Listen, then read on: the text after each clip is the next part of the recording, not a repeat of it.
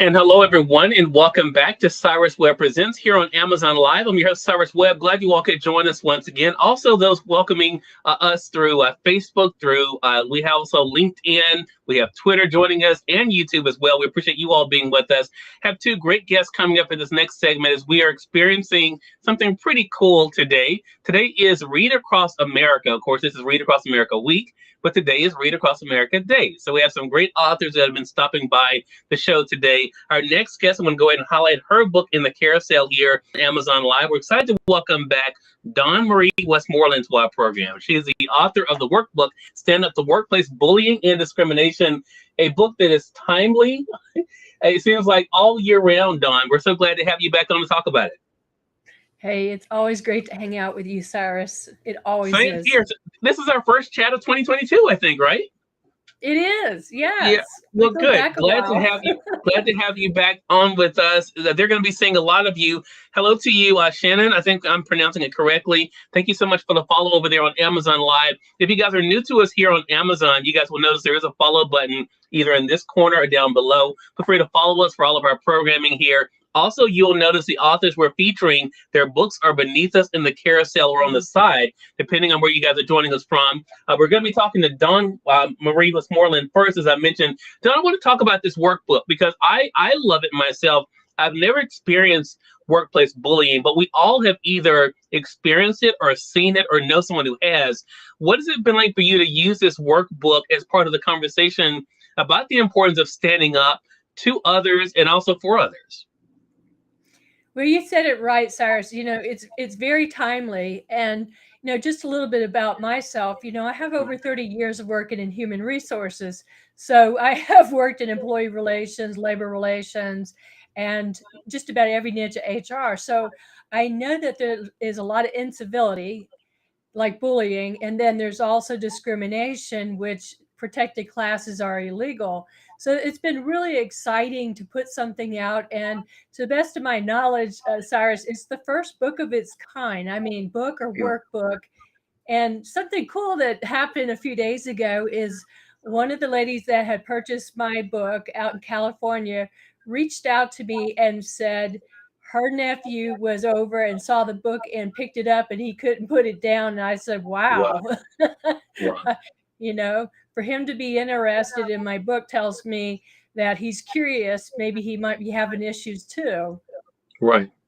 Well, I think too, and I want to take a moment, Dawn, and recognize what Shannon is saying on the Amazon Live side. She just found us here searching on Amazon, and she says, I love to read. I love to watch all the Amazon Live streams to find new books to read. Shannon, we have two great ones, starting with Dawn's book today.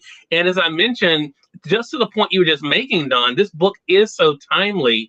And I think it's unfortunate that it's timely because it is an issue. Like I said, I've never experienced it myself. But I have definitely been in situations where I've had to stand up and say, "Hey, that's not right the way that was done," or encouraging someone, "You should say something about that. You shouldn't just deal with it."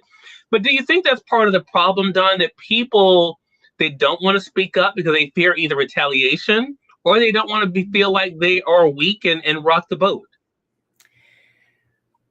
A little bit of both, because a lot of people that speak up and they're afraid. They're afraid that they're going to get some kind of retaliation. They could get fired. They might lose a promotion or be on the bad list.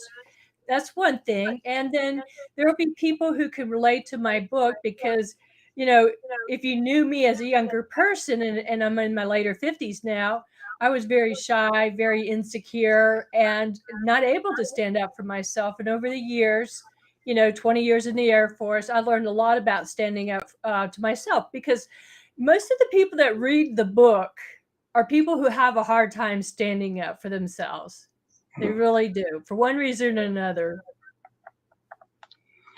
And I think, too, to that point, Dawn, that's why I think a resource like this is so important, because it gives them, for one, the tools, but also you share a lot of your own personal experiences. Why was that important for you to do, to share what you have been able to see and experience and to let other people know they weren't alone?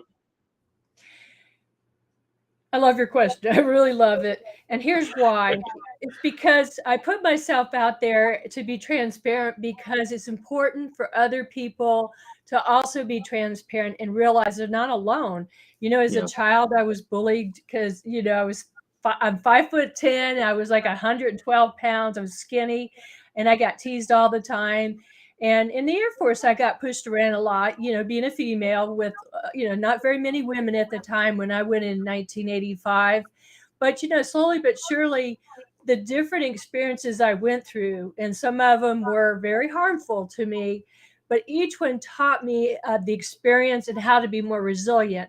And that's what I really think is important to share about somebody who came, out of the mud like the Lotus. I think it's important because there's a lot of talented authors out there, and there's a lot of PhDs out there, people who know about human behavior. But if they've not been in my shoes or in the shoes of somebody being bullied, and an experience like mine, it's going to be a whole different book. And I think people like to know, other people where they were in a bad place. They learned more than just surviving. They learned how to thrive, and that they're helping other people today. The other thing is, as we've discussed before, Dawn, which is why this conversation is so great for us to be able to have today. Not all discrimination is created equal. It's very easy for us to automatically think racial, right? But as you show in the book, we could be talking about, because of religious reasons, someone is discriminated against, or, and there's all kind of reasons. It could be disabilities, but what people find themselves. What has that conversation been like for you to have to let people know that we have to think more broadly when we think about discrimination? And some people may say, well, you know what, that person can't be discriminated against because they're not this or they're not that. What has that been like for you to show that anyone could really be discriminated against for any reason?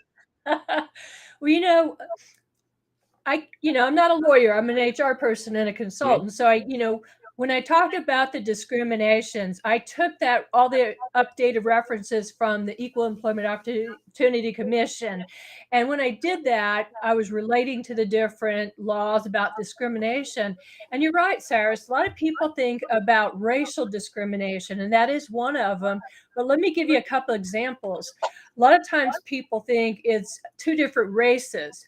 But you know what? It could be two Caucasian people and somebody, the person is hiring left and right, black people, all black people. And then the other white person, the employee sees it and they're like, whoa, wait a minute, And, in the civilian world, I say, that's allowed in mom and papa places. But in the federal government, it could be discrimination. It could also be nepotism. And a lot of people don't realize that age discrimination starts at age 40, that you might fall under that. And in other states in the United States, it can also be younger than that. So I've had so many people like, oh, I didn't know that. Yeah. And sexual harassment, that can be between two women, not just a man and a woman, or two men. Yeah. So it's opened up eyes. Yeah. And I think that is why conversations like this, Don, are so important, because it does kind of broaden the scope. But you also, again, you not only share these experiences, you also give resources. Talk to us about that and what it was like for you to take out that time to not only to show examples of this discrimination, but also to give resources that people could use.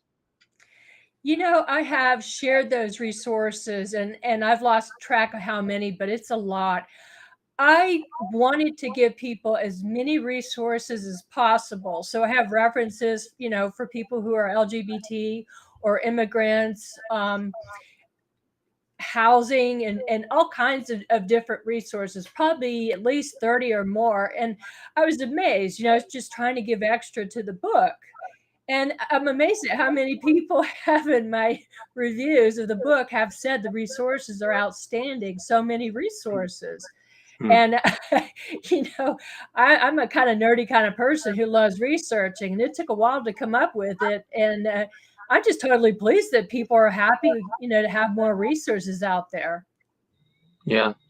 I want to say for those who are just tuning in, you're watching Cyrus Represents here on Amazon Live. We're joined by Marie Westmoreland to our program today. We're going to be also having children's book author Lakisha Williams coming up a little bit later. We're talking to Don, though, about this book, the workbook, Stand Up to Workplace Bullying and Discrimination. We have it highlighted in the carousel there.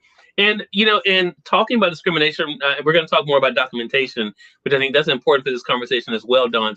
But the other thing is, another thing I never thought about, but I guess I wouldn't for one being a guy, is pregnancy discrimination, which seems odd, like an odd one. But, is that also something that you want in particular for women to know that, that it's not okay for people to make you feel a certain kind of way, even for, being something that is natural, like pregnant? The person I interviewed that's in my book, I know very well, very personable, and they had experienced several instances in large stores, large chain stores of pregnancy discrimination.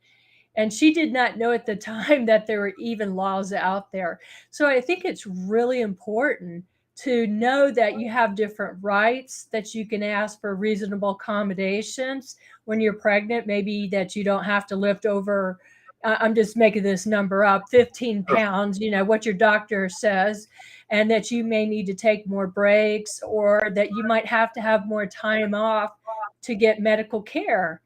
And when the employer abuses that or doesn't recognize that, they're setting themselves up, for possible litigation. And it happens a lot. Yeah. So that brings up the important thing here, I feel like, for this conversation with us, Dawn, as well as for our audience, and that is the importance of documenting incidents, especially, well, I mean, let me say this. I, in another life, before I was into broadcasting, that kind of thing, I worked actually in a correctional facility. I worked as what was called a secretary principal. I don't even know if you know this, Don.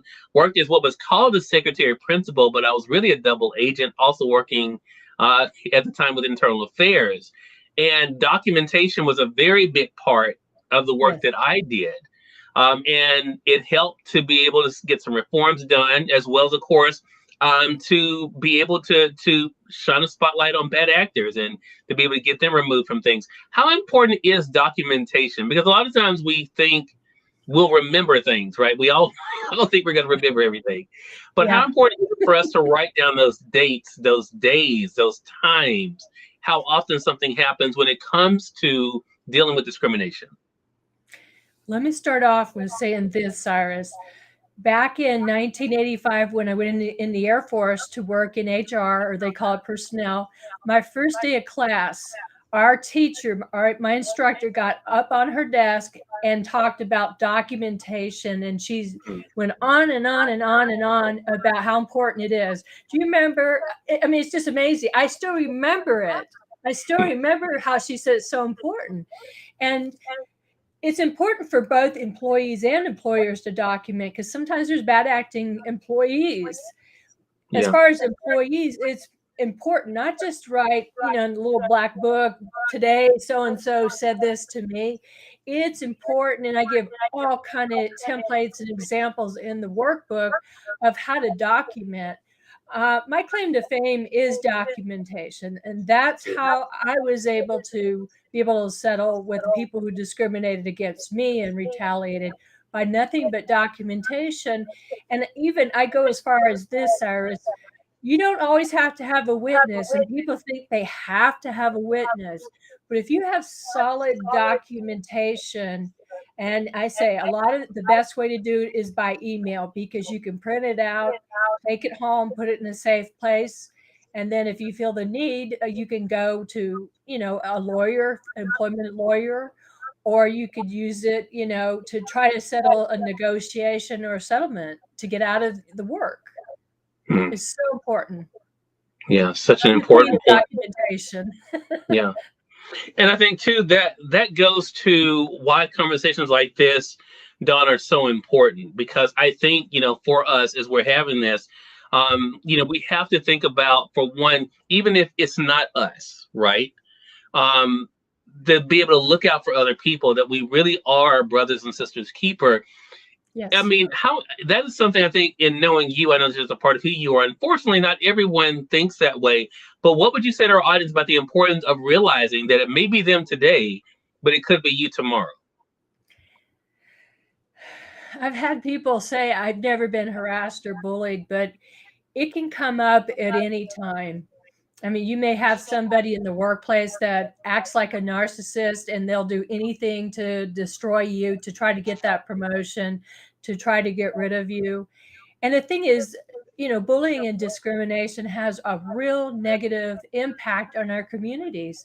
Hmm. I've done some pro bono work with people that couldn't pay me, that were sleeping in horse stalls because they were homeless. They lost their jobs to Wow. bullying and discrimination. You know, um, I know an African American woman with children that was instantly fired and felt it was disability discrimination. And you can't say that it doesn't impact you, even if it happens in another state. These people need resources to get back on their feet, and it's not free. And it's the morale. It's very depressing, and it affects everybody around that person who's being bullied or discriminated against. Right. Such a great point. And that's why conversations like this, Don, are so important. Again, everyone, Don Marie Westmoreland has been our guest. We're talking about this workbook, Stand Up to Workplace Bullying and Discrimination. You can see it there on Amazon. We have it highlighted. You all can get the print edition like I have for $21.95, or you can be able to get the Kindle edition to go ahead and download it now for only $9.99. It is a great resource. Also, look for Don. You're going to be seeing her feature on the cover of Conversations magazine here in just a couple of weeks. We're excited about that. So, Don, we're going to have you back on the show for one to cross promote our interview for the magazine and to talk more about workplace discrimination and this. So, I want to say first, thank you so much for this work that you're doing. Last thing I want to ask you, and then we're going to let our audience know how to stay connected with you as well. Social media, that's the way you and I have connected over the years, stayed connected Yeah. before we started having these face-to-face conversations last year. How has it helped you in spreading the word about the work you're doing? Sometimes people don't reach out to you on social media, but there's a saying, we're always on parade and you never know who's watching.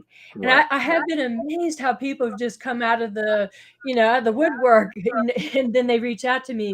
I've been watching you, Dawn, and I like what you do. I like what you put out. I like your positivity. And they've reached out and they've asked for interviews, be part of a book. It's so very, very important. It's important to have a positive image and also to be authentic. And I can't think of anybody more thoughtful and authentic than you, Cyrus. I've known you Oh. since 2015.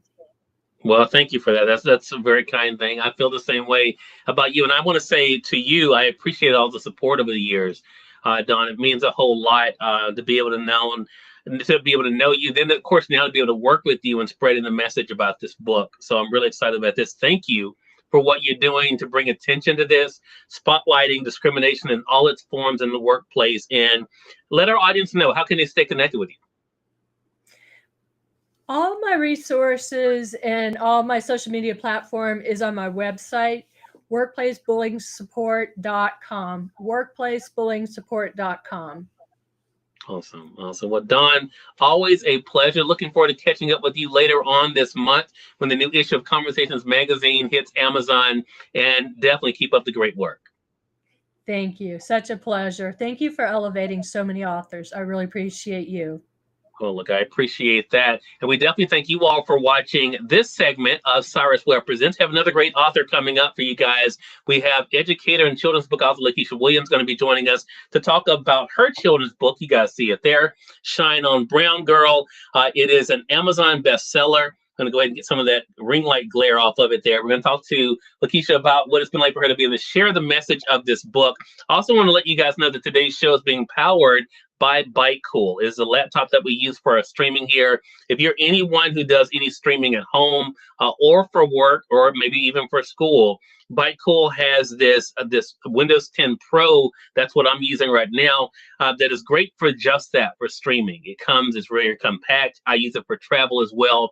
It's very easy for you to be able to use, and If you're a gamer or someone that does a lot of streaming, it definitely is a great value. I'm highlighting it in the carousel there on Amazon Lite. It's $279, cheaper than when I got mine at the end of 2021. But yeah, I'm glad I can pass the deal on for you guys. But again, that is a bite cool with Windows 10 Pro, and it does come with a free upgrade to Windows 11. We're going to continue on with our Read Across America coverage today with our next guest. We have children's book author and educator Lakisha Williams joining us again today. Going to be talking with her not only about the success of her children's book, Shine On Brown Girl, but also what it's been like for her to be a source of encouragement for others and to empower others along the way. Lakisha, hello to you. Welcome back to the program. Hello, I'm so glad to be back. Thank you for having me. Look, we have to have a children's book author on for Read Across America. That just wouldn't be right if we didn't. Look, and I'm sure you've been in demand, Lakisha, with it being Read Across America Week. so what has this been like for you to go from spotlighting other authors at your school and in programs to now you being the spotlighted author? It's an amazing feeling. It's an amazing experience, from the interactions that I have with the children in the schools. I was in South Carolina last week as well. Mm-hmm. And it's this book is well received by all children, and especially Black and Brown children. It definitely resonates with them, and I feels like it makes them know that they matter, that their stories matter, and it sheds light on things that our children grapple with from a very early age. And so that makes me feel good to know that we are providing our children with the space to deal with these matters in a constructive fashion. Yeah. This book really is, and every time I talk to you, I think about something different. I was just saying, you actually are featured in the same issue of the magazine that our previous guest, Marie Westmoreland, is as well. And one of the things I thought about with this book, too, is it really is a rallying cry as well, right? It is an anthem especially for young girls. Talk to us about that message. What has it been like for you to see the audience that it's written for in particular, young girls gravitating to the mantra of shining? So now we have a Shine On Brown Girl poem, right? Oh. It just goes along with Black history, women's history, empowerment in general. And so now we're embarking on the Why I Shine campaign. And again, you can't say that word shine without a sense of accomplishment, without a sense of pride, and it just reaffirms what I always knew. But to see it live in action is surreal, because everywhere I go, right, Black girls, Black and Brown girls in particular, are happy to share, right, the best of who they are and what they have to give to the world in terms of their gifts. And so again, this is definitely a movement, with how our children see themselves. And I always say that everything is connected, and it does begin first with children feeling good about who they are.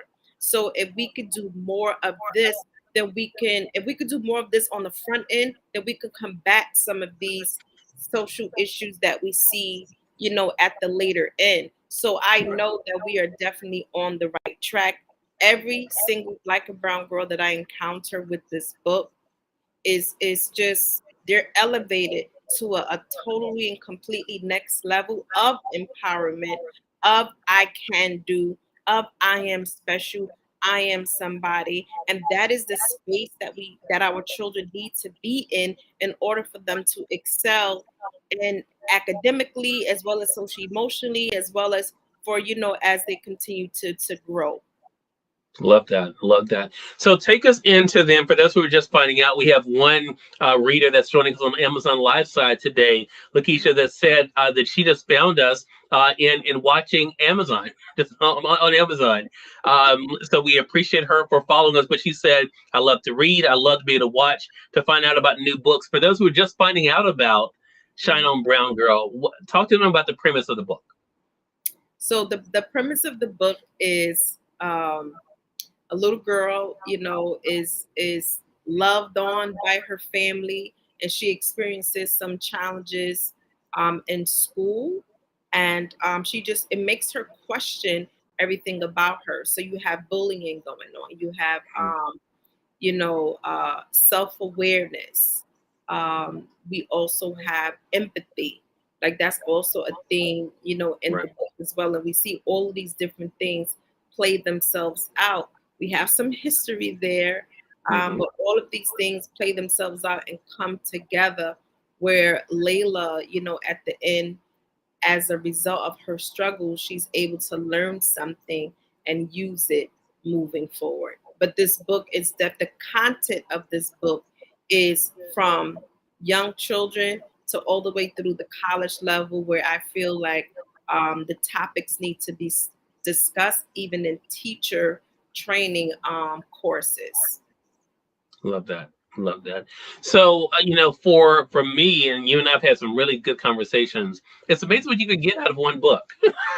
But I think one of the things I wanted to definitely bring up for today, with it being Read Across America and this week kind of celebrating the importance of reading, has that been an added benefit for you, Lakisha? Because you are, as an educator, you're known for encouraging reading. Yes. But has it been an added benefit for you that not only are they reading, but they're reading a book that you wrote? Yes. Listen, we all need that. It doesn't matter if you're 5, 25, or 55, right? We all need that encouragement. We all, need to be affirmed. Like, this is human nature. So what makes me feel good is knowing that I am a part of the solution, because I believe reading is the tipping point.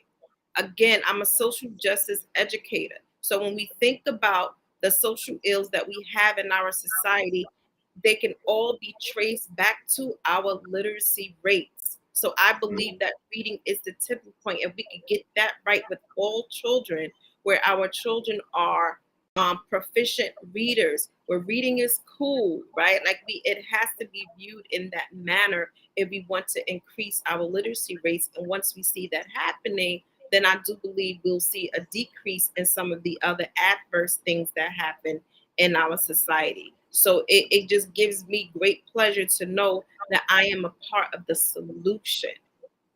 Yeah. One thing you and I have not, because I went back and watched to make sure we had not discussed this, and it's something we have not talked about, that's inside the book, Lakisha. The main character is reaffirmed, but what I thought about is the adults around her, and as well as Mariah. I love Mariah, but it's the adults around her that reaffirm her. But I thought to myself, you know what? For us to be able to do that, we have to know something too. We have to know some history. We have to know, what do you want us adults to know about that? Because we can't give what we don't know and what we don't have, right? Talk to us about that component, about the importance of us knowing so that we can then share. Absolutely. Which is why, again, my leadership is inclusive of families, because you're absolutely right. Like, the children don't live in the school.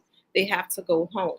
And so when we talk about strengthening schools, you can't strengthen schools without first starting with the community, so with stronger communities yield stronger families, right? And then we'll have stronger schools. So we cannot do this work absent of the parents or absent of adults. And the reason why I also say it needs to go to the college level, because it is the adults that need to present this content in such a way where children can learn something from it and gain something from it, as opposed to we're just not going to talk about race, right? Or we're not going to talk about cultural differences as if it doesn't matter, and it does. So it is the adults who need to be trained and get it right, which is why I keep saying this is not just a book for children. This is also a book for adults, to help adults really to model for adults what they should be doing, right? Whether it be the parents at home with the children, or, educators in schools, or at the college level. The content of this book is what needs to be addressed on a daily basis, but again, in such a way where, because we need all of our children, and not just Black and brown girls, but all of our children, to realize the importance of knowing history, right? Because Black history is American history. So everyone has to know American history. but then also for our children to develop the empathy skills that's necessary in order for them to be able to go out into this world and interact with other people. You know, like issues in Ukraine don't just happen overnight just because. You know, there are human violations, unfortunately, that's taking place around this world because as a people, we lack empathy skills. Yeah. Such a great point, and it's such an important one, Lakisha. And so, what would you say to our audience out there who is just discovering this book? See, we had a purchase over there on the Amazon Live side. I appreciate you guys. We have it highlighted in the carousel, guys. You can see it there. It's a print copy of Shine On Brown Girl. So make sure you guys do not only, of course, get your own copy, but also add your review as well. As I've mentioned already, an Amazon bestseller. What would you say to people who are just discovering the book? What you hope it does for them, Lakisha? I hope that this book, with this book, you're able to see the rich history that exists in all cultures, that you're able to see the beauty that exists in all cultures, and that you're able to use this as a springboard to begin to have conversations with our children. Because our children are ready. They're ready. I've done read alouds, you know, across the country. And I'm open to that, just putting that out there. Right. And as I interact with children, the children are not the issue. It's the adults who need to get ready for this work. But our children are they're born ready, right? It's the biases and prejudices that we impart, you know, onto our children, which causes them to then grow up and repeat the same patterns. So I want this book to be used as a springboard to begin those conversations that we need to have in our homes, that we need to have in our schools, and that we need to have in our colleges across the country and around the world. Yeah. Again, everyone, educator and author Lakisha Williams has been our guest. Shine On Brown Girl. That's a little better without the glare. Is the children's book we've been talking about here. You can see her picture down the back. Look at her. She's so cute. Look at her. She's so cute. Yes, affirmly. Lakisha, how can they stay connected with you? You can stay connected to all things related to Principal Shine On Lakeasha through my Instagram, which is Principal_Shine On Lakeasha. Love it. Congratulations again to you, Lakisha. Looking forward to having you back later on this month when the new issue of Conversations Magazine comes out, as we're celebrating not only, of course, Read Across America this week, but also the beginning of Women's History Month. So congratulations on your own history that you're making this month, and looking forward to our next chat together. Yes, thank you so much. It's always a pleasure. And thank you for, you know, providing us with this platform and for everything that you're doing. Well, thank you. I appreciate that. I feel the same way about what you're doing, Lakisha. And we definitely thank you all for being with us here on Amazon Live, as well as through those that are streaming with us as well. Another great part of our coverage today for Read Across America. We have another hour coming up at the bottom of the next hour. So definitely make sure you guys stay tuned for that. We'll be joined by author Ruby C. White talking about her book you guys see here. It's called Resilient Heart.